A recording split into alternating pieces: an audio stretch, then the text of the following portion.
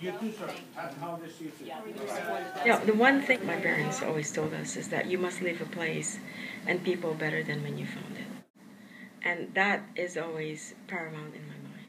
And I think the other drive is a sense of, wanting to do the right thing, Our parents always told us, simplicity is important, but above all, humility should be the driver of what you do. And I think the one that probably is also equally defining for me is, the United States has been very, very good to me.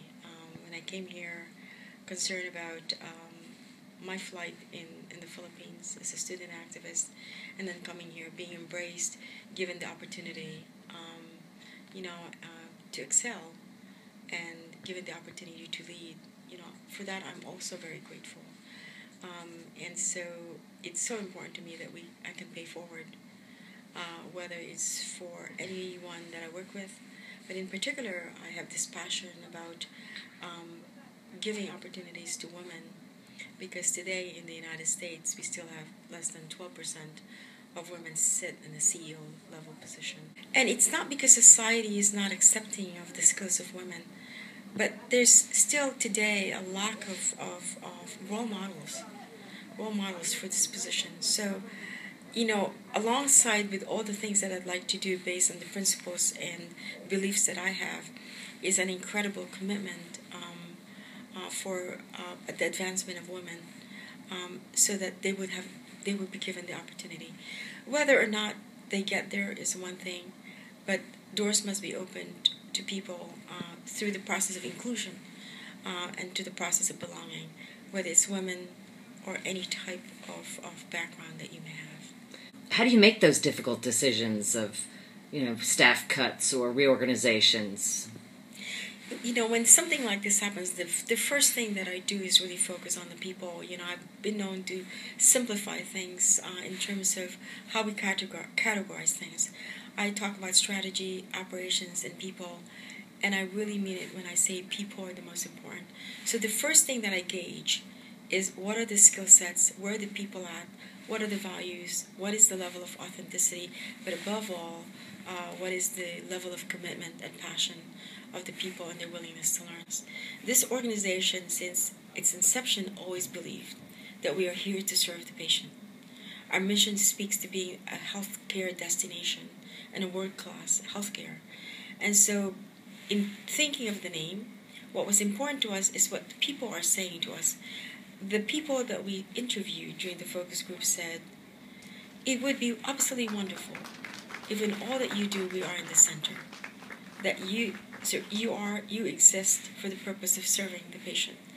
So as we were looking at names and thousands of names, we decided that none of the names we saw were befitting of that message that we were given. So we decided to coin two words into one word. We talked about navigation and we talked about center. That is navigating the patient who is in the center of what we do. And that's why we now call it Navicent. So as people think about Navicent, I don't want them to think about Navicent as a place in a particular region of Georgia, but I want them to think about Navicent as a healthcare destination for all people, irrespective of what part of the country you come from. It is our desire that we be positioned in the marketplace, not only regionally or locally, but also nationally. We do have a lot of national recognition. We can be placed side by side with other large, outstanding organizations. And this name, while it doesn't define what we do, certainly states exactly what our intent is and where we're going to go and what we want to be. So this was one change where you changed the color of the uniform. Yeah. And what kind of response did you get? Really overwhelming, because the color of the uniform was a non-vibrant burgundy and khaki. It doesn't feel like there's vibrancy to the color, so I thought, to change it would be the right thing to do. And so when we did our name change, we timed the changing of the uniform to coincide with their changing of their scrubs. And the whole staff came in to have their picture on this made. day of this picture. It was a weekday, but they came in from night shift and day shift. This is just incredible for me. What was that like, having both of your predecessors together for one evening? Oh, phenomenal for me to have everybody together to be able to look back and say, you know, we are where we are because of them. And for a leader like me, it's important to have the perspective of history so I can craft the future using the history of as the foundation for what we do. You know, so that was very meaningful to me. That's probably my favorite picture because I don't know that will ever happen again.